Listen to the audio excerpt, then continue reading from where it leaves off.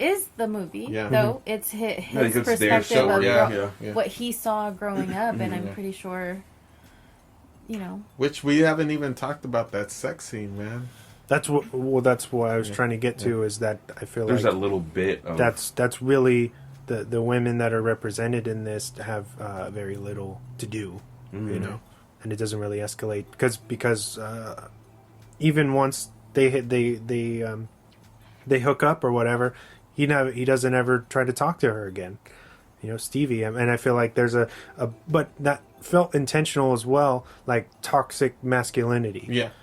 Was obviously a thing back then. Because they even talk about fuck shit, like, oh yeah, like, he fucked my friend, like, last And then doesn't month, talk to and her doesn't until the talk next to her, month. yeah. Until he wants to get some again. And where he doesn't want to go out on dates and do regular stuff, but Yeah. he'll call her to hook up later. Yeah. And Stevie kind of follows down that footsteps. Yeah, because you can see when they come into that the back of the shop where they're having that skate demo, and they're all like, they just pass by them, and fuck shit just nods their head at them, and so does Stevie. So Stevie's kind of following their his social cues. Yeah, because even in the scene where they're talking about hooking up, they're like, "Oh, you're so innocent, like you're a guy before you become a dick," or something like that. Some. No, you're at that age before you become a dick. Yeah. Where you like you're transitioning, and then you're just like, women are like whatever. Yeah. So I thought that was like really interesting that she mentioned that, and yeah.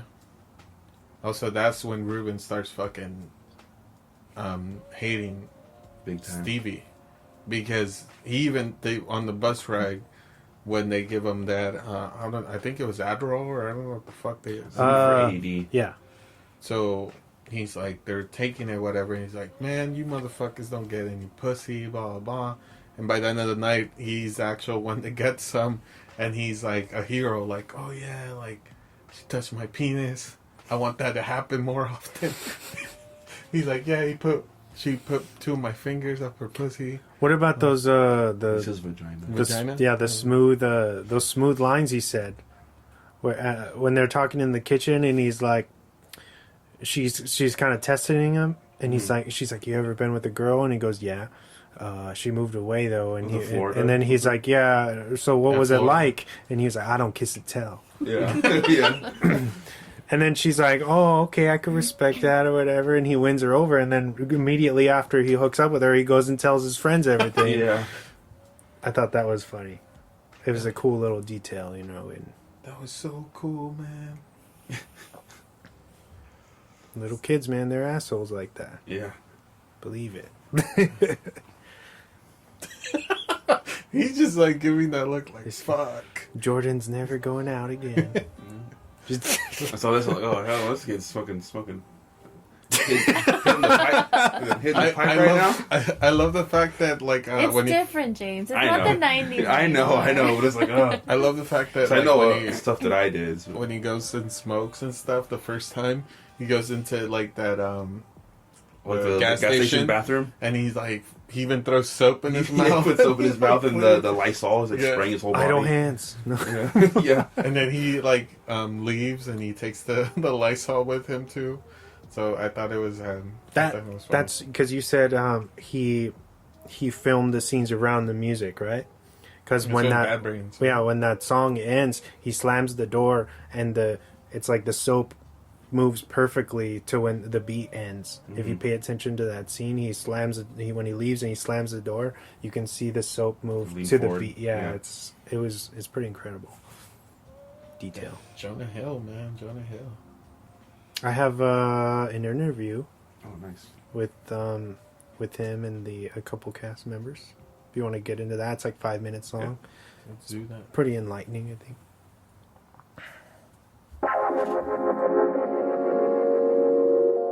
Thank you.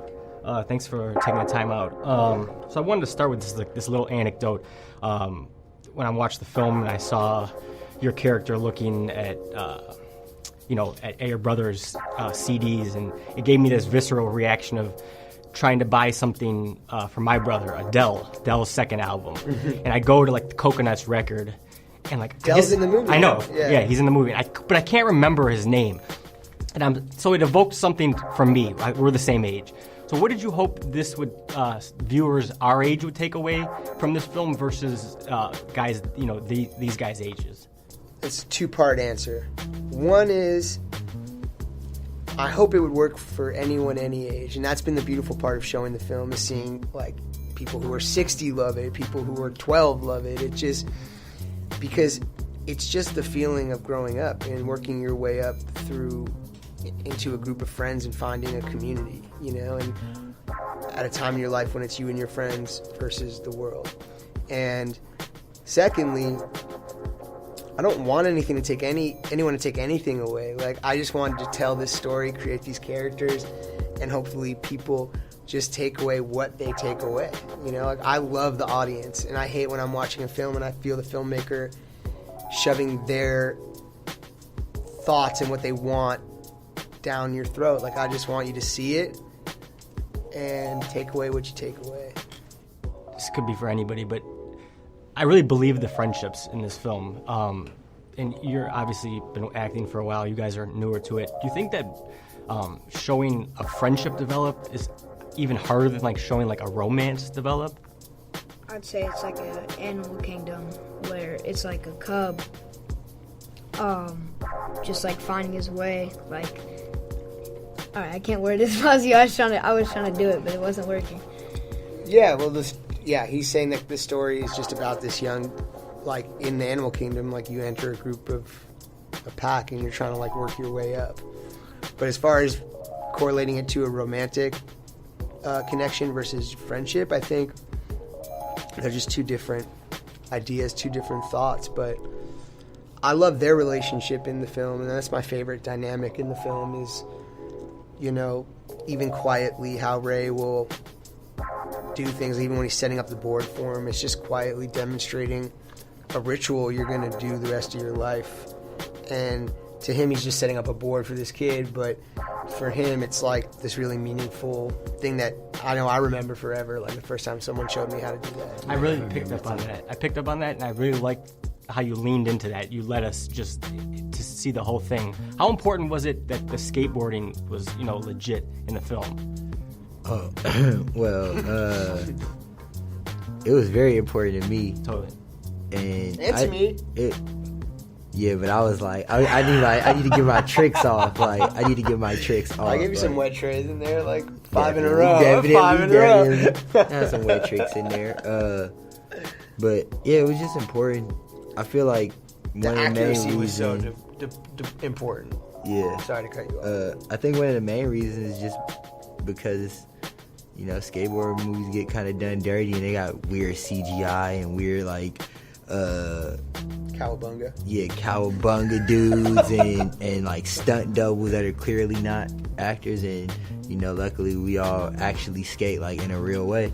So it's like let's show them what it's really like not from I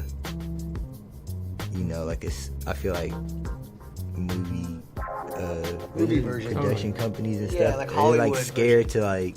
So the last question I would ask is, skateboarding's sort of gotten messed up in film. It's kind of gotten radicalized and butchered, and you said the same thing about sort of hip hop, and there's a spiritual similarities. Can you just speak a little bit about how you tried to avoid those cliches? I mean, the main ambition of the film was first and foremost to skateboarding, to make sure that skateboarding is respected, and that this isn't a place coming from a place of authority for me, but a place of like reverence and admiration. And I took painstaking costs to make sure that even the biggest asshole could watch this movie and be like, that's how it is. That's what a skate shop is like. That's what a group of friends who skate is like. That's how they talk to each other. Which skater wears which brands at that time. Our friend Aaron Meza, who was the skate consultant, worked for Girl in Chocolate for 20 years. Obviously, all these guys are like, the best it gets. But in hip hop, it's the same thing. I grew up listening to rap music. That's the only music that to me is like Wu-Tang and Mobb Deep and Tribe are like the Beatles were to my parents. And so to me, it was important to frame an elegant film that could be viewed by someone who's even 80 years old and emotionally connect to it, but have the music be framed as important music, you know, not just like things kids listen to or a fad or something. Like hip-hop is getting that respect, but it hasn't gotten that respect in film. Same with skating. So those were two major ambitions that I put years of protection into, you know? Totally. Thank you for the time. Thanks. Boom. Nice. So good. It's nice to hear the boys talk about it. Mm-hmm. Well, one scene that I thought was actually pretty funny was when the security guard pulls up on him. Yeah. And that's actually the outro I did, so we'll get to hear it later. But when he's like, "Motherfucker, you look Samoan," he's like, I don't think you can say that. You Sheryl Crow looking. I thought that was. He's like, "Where you going, Stevie? Stevie? Sunburn, sit down." Like, Yeah. cause And Stevie's so Because innocently. he's like, "Come here," and he's like, "No, come here." He's Yeah, like, "Don't because end he up like doesn't these know, is motherfuckers." that a real cop? Yeah, You know, he doesn't know the who is difference. this That's guy? a He's- rent cop. Yeah, and so until they tell him, like, that's not a real cop, And that's Stevie. is you know? it fuck shit who goes up to the No, I think or it's is it Ray. Ray goes He's up to like, the fence. He's like, "Oh, no, hey, stay there, stop." And he's like, "I'm gonna fuck your shit up." And he's like, "You need Jesus in your life." No, you need Jesus in your life. He's like, "Motherfucker, you're smoking a cigarette on school on school grounds." He's Get like, outta Jesus here." used to smoke cigarettes. That guy's that's actually Yeah, he's a comedian. Yeah, yeah. I've seen him on a couple of things. He's pretty funny too. that was a great scene. Yeah. There's a lot of great scenes. It's there, It's hard to pick everything. like a I favorite. just think the top one for me is probably Ray and Stevie, that one segment of them, and then the end scene when they're all in the hospital. When they sleep in the park, and then they start that Jizza track. Yeah. Ooh, Yeah. Perfect. And I like the scene where they're in the hospital and the mom wakes up Ray. She's like, "Do you want to go see him?" And I think that's where she kind of understands that, like, this is his, like, this is making up for when she's not around. This is his new family now. Like, she has to accept that. Yeah, because at first she's like, "No, they're bad influence. They look like they're in a gang." Yeah, you can't see them anymore." Sound like my grandma. Anyway, when the mom leaves the skate shop, they're just talking about how hot she is. Right? Yeah. Like, yo, that's Stevie's mom. Ray's He's like, "No, it's his Come mom." on, man. He's You like- were looking at that. For a minute, I thought this was Carol Seaver from Growing Pains, because she does have a little bit of the facial, but it's totally a different actress. What's her name? Catherine Watterson from Alien Covenant. Yeah. Mm-hmm. Which I was like, man. I have a great Swan fact about that role. Ooh. Do you want to get into that? Yeah, let's do this. Swan facts. I only have a couple because this is an indie film here.